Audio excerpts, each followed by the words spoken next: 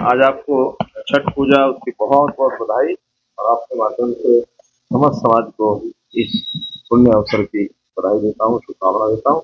आज के दिन सूर्य देवता को अर्घ चढ़ाया जाता है और सूर्य हमारे जीवन में एक प्रकाश से देने वाला जो सबसे बड़ा एक प्रकाश पुंज है, उसकी हम आराधना करते हैं और सबके जीवन में प्रकाश आए, ये कामना। आपके लिए भी खास था सर, 22 अक्टूबर 2014 आपके लिए। हाँ, बहुत अच्छा आपने याद कराया। दोनों ही दिन है, 27 अक्टूबर की है, 26 की है। मेरा जो पहली बार शपथ हुई थी 2014 में, वो 27 अक्टूबर को हुई थी और जो दूसरी बार 2019 में शपथ हुई थी वो 26 अक्टूबर को हुई थी। तो कल भी बधाइयाँ मिली, आज भी बधाइयाँ मिल रही है। इस अवसर पर भी मैं पूरे हरियाणा के जनता जनार्दन को नतमस्तक होता हूँ और सराहना करता हूँ कि उन्होंने लगातार 15 साल से 12 साल से और दूसरी बार भारतीय जनता पार्टी आई है और हम जनता के सुख के लिए भारतीय जनता पार्टी सरकार निरंतर काम करती रही है, आगे निरंतर करती रहेगी।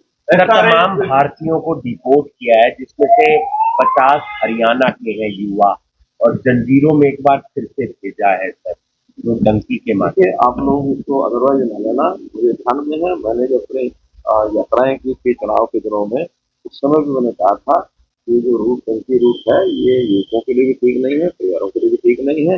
हालांकि मुझे पता है कि इसकी आलोचना लोग करते हैं।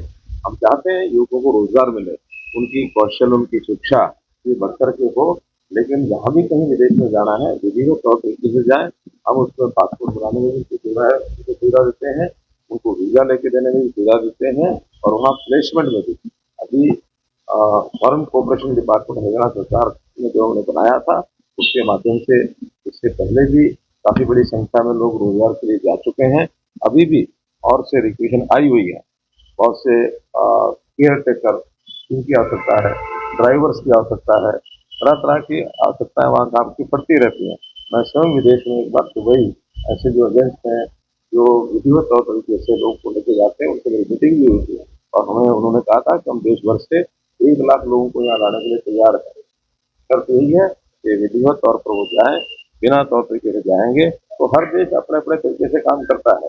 हम अगर मान लो देश में इलीगल जो नागरिक हैं जो घुसपैठ करके आए हुए हैं उसका विरोध करते हैं, हर देश ऐसा करेगा।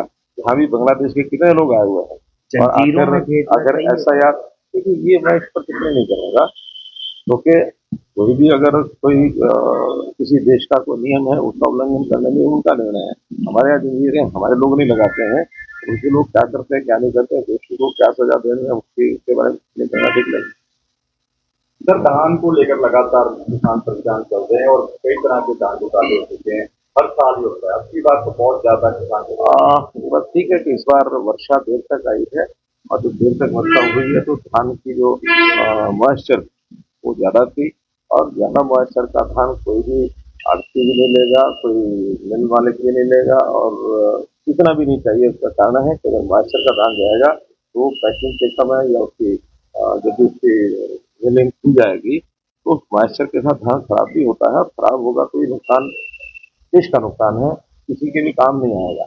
इसलिए धान की मॉइस्चर ठीक करके किसान लाए, ये निवेदन पहले भी मैं हमेशा करता रहा हूँ, आज भी मैं निवेदन यही करता हूँ। हाँ, 2-3% का अगर ऊपर नीचे है तो उसमें जरूर वो उसकी कटिंग करके उसमें जो जितना भी रिबेट करना होता है उस हिसाब से वो देते हैं।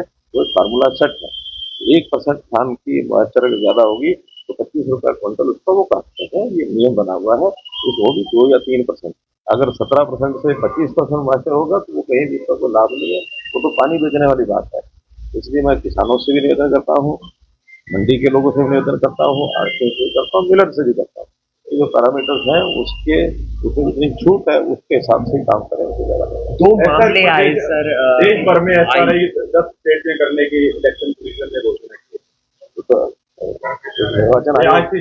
निर्वाचन आयोग का निर्णय है, बिहार में वो कर चुके हैं, कुछ प्रदेशों में पहले शुरू किया है और आज तक 10 प्रदेशों में और वो प्रेस कॉन्फ्रेंस करके करने वाले, ऐसा मैंने भी समाचार पत्रों में पढ़ा है। क्योंकि ये निर्णय चुनाव आयोग का है और ये चुनाव आयोग समय समय पर ऐसा करते रहते हैं, क्योंकि ठीक उचित वोटर जो है उसी को वोट डालने का अधिकार हो। जो इलीगल वोटर कहीं दर्ज भी हो गया तो उसको निकालना ये देश के हित में है, समाज के हित में है, हमारे डेमोक्रेसी के हित में है। इसलिए जनतंत्र को अगर बनाए रखना है तो इस प्रकार से जो गलत ढंग से वोट बन गए हैं उनको समय समय पर निकालना हटाना ये चुनाव आयोग के तंत्र का काम है। 2 मामले सामने आए सर, दोनों आत्महत्या से जुड़े हुए थे। विपक्ष कह रहा है या तो सीबीआई से जांच करवाइए या फिर सिटिंग जज हाई कोर्ट या सुप्रीम कोर्ट के जज से जांच। देखिए प्रदेश की हमारी जो न्याय व्यवस्था का उनका विषय है कि तब वो चाहेंगे वैसा करेंगे और जो अगर डिमांड दिखनी चाहिए तो जरूर वो विचार करेंगे। तो सुप्रीम कोर्ट ने हरियाणा जो भी यमुना किसी भी जिले का जो होगा वो क्या उसमें रहेगा। हमारा जो एनवायरमेंट डिपार्टमेंट है उन्होंने एक सर्कुलर निकाला है जो मैंने पढ़ा है कि जो पानी अपस्ट्रीम से आता है वो पैरामीटर्स के अंदर आए, बीओडी उसका सीओडी उसका जो है वो आगे नीचे वाले डाउन स्ट्रीम के जिले हैं वहां तक वो ठीक पहुंचे। डाउन स्ट्रीम के जो जिले हैं जहाँ वो एंट्री होती है उनके शिकायत करने पर जो अपर स्ट्रीम के डिस्ट्रिक्ट हैं अगर उन्होंने पानी को ध्यान रख के नहीं नीचे भेजा तो उनके खिलाफ कार्रवाई करने की बात कही गई है। सर, सुप्रीम कोर्ट ने हरियाणा सरकार को नोटिस भेजा है, जो भाजपा कार्यालय है उसको लेकर इलीगल रास्ते 40 से ज्यादा पेड़ काटे गए हैं। मुझे इसकी जानकारी नहीं है, कोई सुप्रीम कोर्ट का निर्णय होगा तो हरियाणा सरकार को भेजा नोटिस तो अपने आप कर देंगे, इसका मुझे जानकारी नहीं है।